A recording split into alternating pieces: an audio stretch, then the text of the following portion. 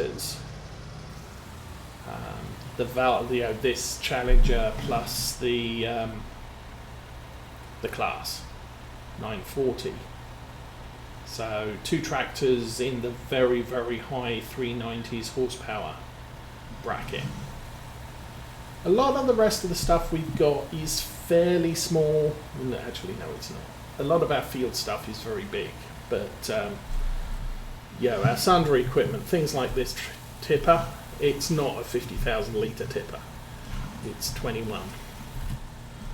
So, and the harvester's not as big as I would like it to be. But we're trying to live within our means as set out by the scenario that I started with. And I did wipe out. I started as on farm manager mode, and I did wipe out the 1.25 million. Well, I wiped out the $250,000 pound bet, and I deleted the 1 million that you start with.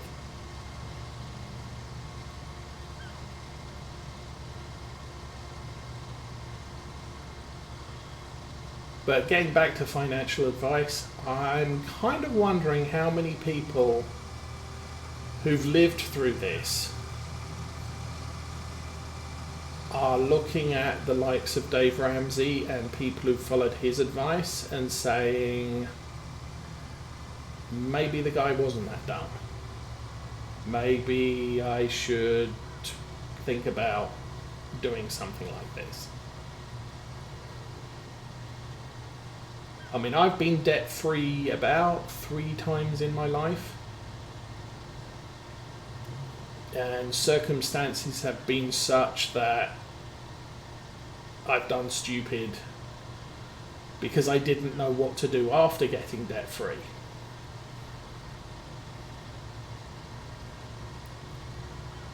But really, I mean, we are getting to the point now where even people who are following Dave Ramsey's advice but are very early in their journey, you've got 3 months of savings, dude. That runs out in 3 weeks. At least for Michigan it does. So if you don't have an income and you can't find an essential job, although we're going to more less essential jobs are allowed now, then what are you going to do? How are you going to survive this if you don't have the savings? I mean, one of the things Ramsey says, it's sort of, don't borrow from your 401k. If you borrow from your 401k and lose your job, the IRS is going to demand that you repay that loan within 60 days, 90 days, I can't remember what. And if you don't repay it in full, any amount that is outstanding will be taxed and penalised as if you had done a straight 401k withdrawal outside of your withdrawal period. So, and it's sort of, it's not a case of if you lose your job, it's when you lose your job. I know one guy I saw talking on a Dave Ramsey forum that basically said, yeah, don't borrow from your 401k. I did. I'm still employed at the same place as I was, but some other company bought out my employer. So effectively, he changed jobs as far as the IRS were concerned. And they hit him up with interest and penalty. There's a 10% penalty on his 401k loan. Basically cancelled the loan, but but I didn't change jobs. Oh, but your employer, you're working for a new employer, and your 401k scheme, you have to get that repaid. And it's sort of, well, sucks. That grey patch is a okay. With seasons, you plant seeds. The seeds have to germinate. Now, what can happen is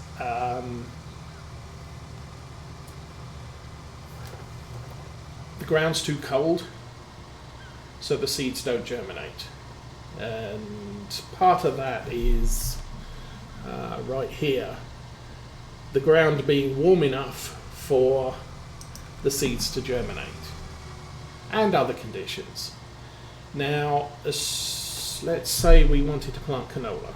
Now, I didn't look, so canola needs 5 degrees. Let's say the temperature today is 6 degrees. The seeds germinate, but overnight the temperature drops to 4 degrees. Oh, that's too low for canola. So now what happens is some of that seed dies because it started to germinate and then it got too cold for it, so it dies. And at that point you end up with a hole in your field. Now the next thing that is critical for your seeds, let me stick this on here. Let's go to seeds. So you've got frost resistance. Wheat, barley, oats and canola are somewhat resistant to frosts. Now if you go down to 0 degrees, they're going to die, definitely. But so long as it stays warm enough, they probably won't die. You may have little patches that don't germinate. When you get to seed, or to young growth, they have a very high resistance to frost. So, and oilseed radish as well. So you're probably okay if they've sprouted. If they're still in seed form and it starts snowing, you may lose the crop and have to replant in spring. Now that wasn't very straight, was it? Now the same thing is true of moisture content. You don't have any control of moisture content in FS19 playing with seasons, and nobody has added any form of irrigation. So you are now dependent on the weather. So let's put us back on cruise control, set that to approximately that direction. So that's what this side is all about, drought resistance. And some crops have a medium tolerance to drought, some crops have a low tolerance to drought. And what you basically don't want to happen is for the ground to get too dry for your crop, because then it dies. So what that patch over there is that small part of the field got far too dry for soybeans, and the soybeans in that part of the field died. And it shows that as a withered thing, withered appearance. So that is basically what happened to that patch of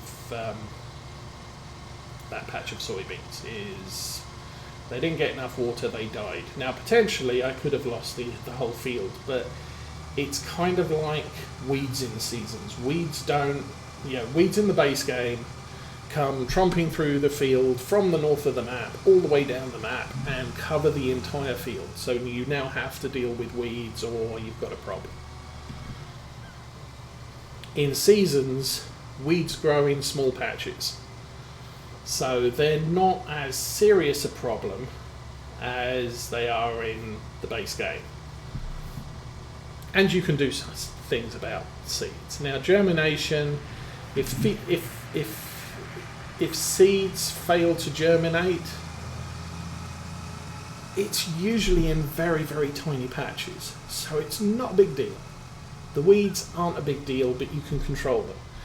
Once you've lost seeds to fail to germinate, it's a little bit too late to try and replant that patch because it's in the middle of the field. You could do, but you're going to have that patch of ground is going to be a day or two behind in growth than the rest of the field. With death due to drought conditions, or not necessarily we're in a drought, but drought conditions as considered by your seed stock, there's nothing you can do about it. There's nothing I can do about that patch because it needs to be cultivated, replanted, and the earliest I know about it is sometime during the growth stage. And I can't get a cultivator to that small patch in the field without driving through the crop and killing a load of it. So we just take the loss. And that's why I'm not significantly worried about weeds, failure to germinate, or lack of moisture, because it only affects the tiniest part of the field. I mean, weeds can get totally out of control. Maybe when we get to the top here, we'll pull up the map and take a look at it. Because we've harvested, so some of our fields are now growing weeds. So weeds. We have a ton of weeds in this field. We have a ton of weeds in this field. Same over here. Let's turn off needs that and needs lime. Oh, actually, no, this is our field. We have to plough this one. But this field has currently no weeds in it. This field has a tiny patch there, a tiny patch there. I'm not bothered.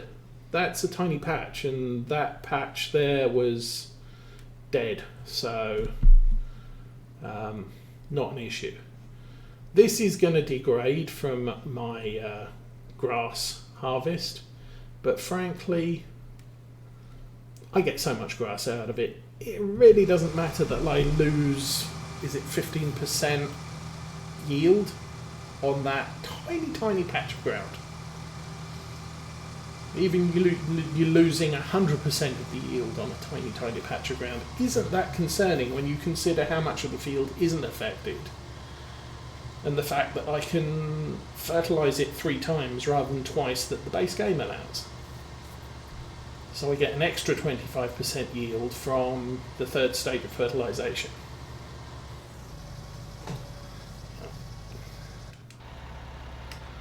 Oops. Let's try that again. So it's stuff that happens. There were rumours that seasons and major windstorms could destroy patches of crop. I have never had crop lost to a serious thunderstorm. I've never seen a serious thunderstorm in this game, so I don't know if it ever got implemented. Maybe it did, maybe it didn't, but I haven't seen it. Face it, I think we played for the first I don't think I saw rain until February playing Farm Sim the year it was released, so that's kind of amusing. But yeah, but weather is vitally important. Now there is a thing with this geo that we're running.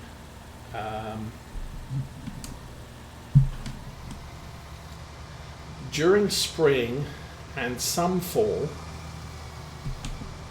there is normally a dew on the ground in the morning. D-E-W, dew.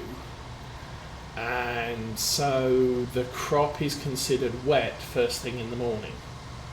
That means late in the fall, you're not able to harvest till gone 9, 10 o'clock in the morning because the crop's too wet. But it will dry out unless it rains, or unless last night was a rain. If it rained last night, then the crop is wetter than an early morning dew would make the crop damp. So at that point, you're going to wait longer. It takes far longer for a heavily wet crop to dry out. But a light dew in the morning, you can get by with that. But it does mean on this particular geo, which is local to, or based on the local weather of where Oakfield Farm is supposed to be, we get dew early morning in spring, and we get dew early morning in autumn, or fall, which means that making hay is incredibly difficult. You need a super hot day, and you have to cut the grass in the morning after it's dried out, because at least if you wait till it dries out, then you cut the grass. It's considered dry grass and will immediately start drying out to hay. If you cut it while it's still wet, it will cut as wet grass, and at that point you have to ted it in order to make it dry grass. But you can't ted it until the crops are dry. If you ted the grass right while it's wet, while the ground is wet, it stays wet grass. You actually, if you watch the back of the tedder, you see dry grass pouring off the back of the tedder, and as soon as it hits the ground, it turns back into wet grass. So, but you've then basically got the entirety of the rest of the day for that dry grass to dry into hay. Because if it doesn't dry into hay, then first thing tomorrow morning, it's going to hit by an early morning dew and turn back into wet grass again. And you're going to have to ted it and hope that it dries out before the evening again. So making hay during spring and fall can be very difficult, especially spring, because spring tends to be a lot cooler. Fall tends to have some quite hot days, and we did manage the grass field that's immediately behind those trees in front of us. We did manage to get that field dried into hay this fall. I wasn't entirely expecting it, but we got lucky. And that's because I cut the grass as early as I could in the morning, and then baled it that evening or later that afternoon. Now during summer, making hay not a problem. You don't get the dew, so long as your weather report says we're not expecting rain anytime soon, you can cut the grass whenever you like. First thing in the morning at 7 o'clock is fine because there's no early morning dew, and then by later that afternoon you can ted it. If the conditions aren't quite good enough, you can come back tomorrow and bale it, because it will eventually dry out. While it might not dry any further overnight, it won't be wet by the following morning. So my findings on how to make hay, and that's specific to this particular geo. You may not have a problem with, say, a Midwestern geo because it's generally hotter. You may not get an early morning dew in spring or fall, so it might be easier. Now, one of the advantages with having the early morning dew is all of my crops that are in the ground during spring getting moistened, so they're not suffering from drought conditions. Potentially they'll suffer from drought conditions over the summer, but then back into fall and we end up with an early morning dew every morning. The crops are getting wettened in the morning, which of course delays the harvest.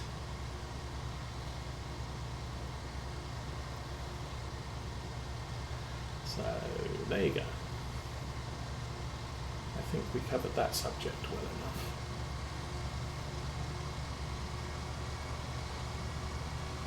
Now, one of the things I am planning to do for year 2 is I'm thinking we're going to plant some sugar beets in one of our fields.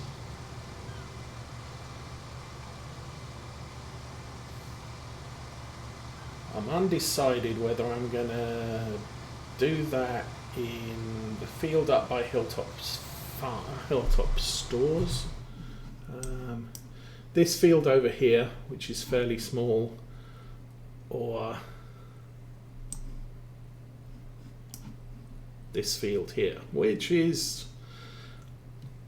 quite sizable. As I said, undecided at the moment, but I think I would like to do some sugar beets for next year. And I have a belief that sugar beets can be harvested during or when they're wet, because you're literally just sticking a shovel in the ground and digging them up. I'm going to try going follow the planter lines on this one.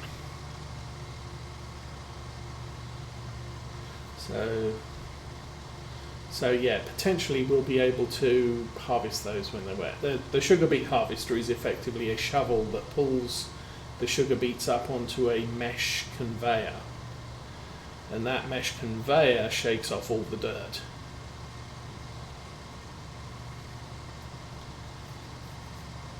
So it doesn't matter if the dirt's wet, dry, whatever. And because the crop is just running through a mesh conveyor, there's nowhere for it to seize up.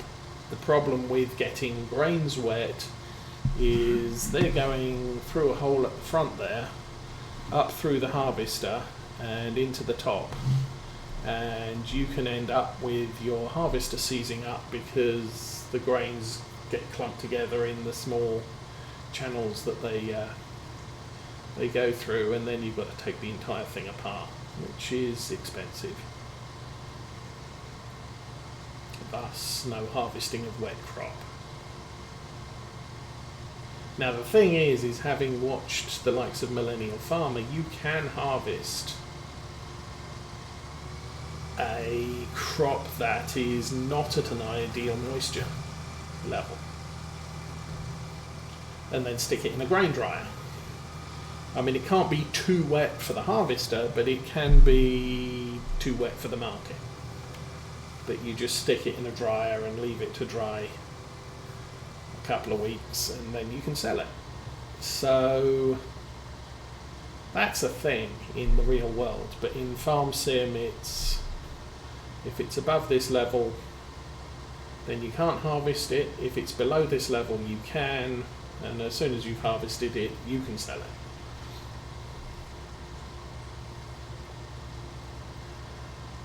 So how are we doing here? Well,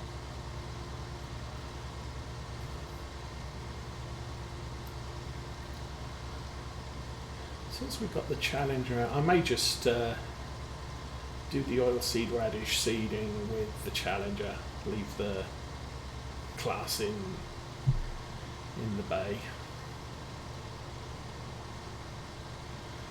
But it will soon be time to swap them over. Oh, that's the other thing I wanted to check. So when we get to the end of this harvest,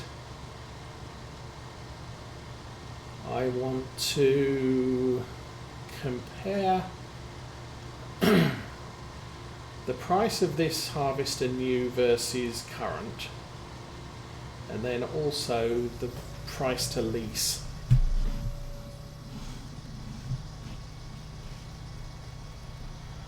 Or the cost to lease. Yeah. Did we make a really dumb mistake by by buying the harvester outright rather than just leasing it?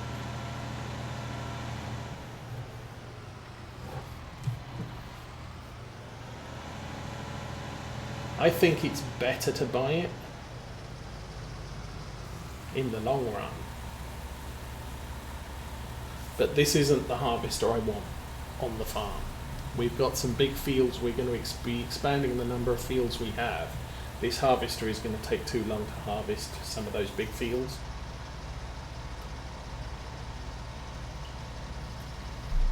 And we're going to have to probably get something bigger. Or we could get something mid-sized and just have two of them. But that makes more work for me because I then have to service both of them with a karting tractor and cart.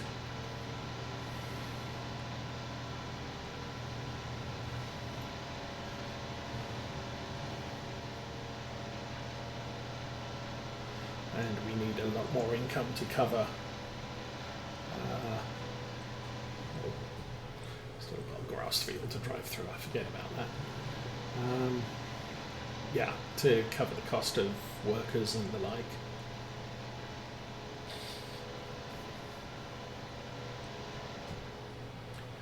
There we go. I do want to use the terrain tool to put a farm, a dirt track through that grass field at some point.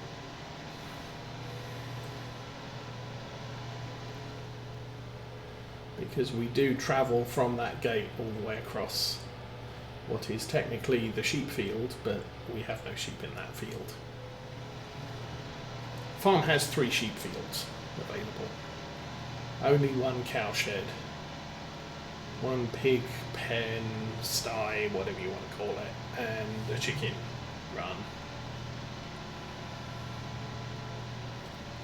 So this is pretty much designed as a sheep farm map. 14 and 15. Is that 14 and 15? Well, there goes the tipper. I've already figured out I have to be well far forward because this tipper will collide with the pipe up there. So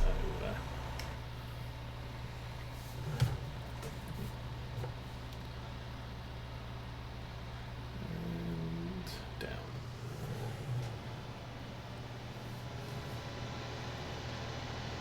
Oh, now I did also find and select for this download. I think I selected it for this playthrough. A Scania semi-truck pack, which includes some very old trucks.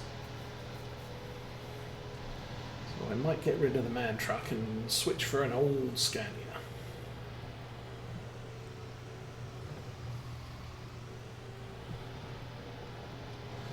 Although we can't take the oldest model because, sadly, I think it's only about 200 horsepower, and I'm not sure it was going to be able to cope with these hills, plus the weight of, say, a 40,000 litre semi-trailer.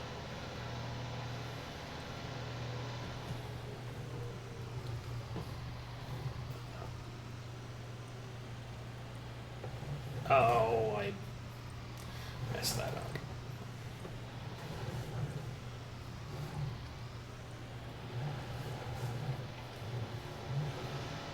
I think I added it.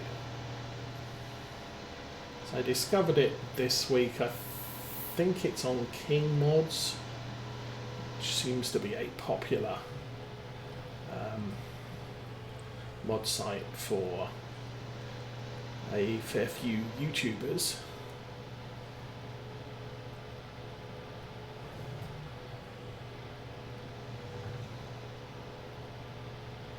So we'll pull up here. It's a low view. Get the rest of the soybeans out of the tank.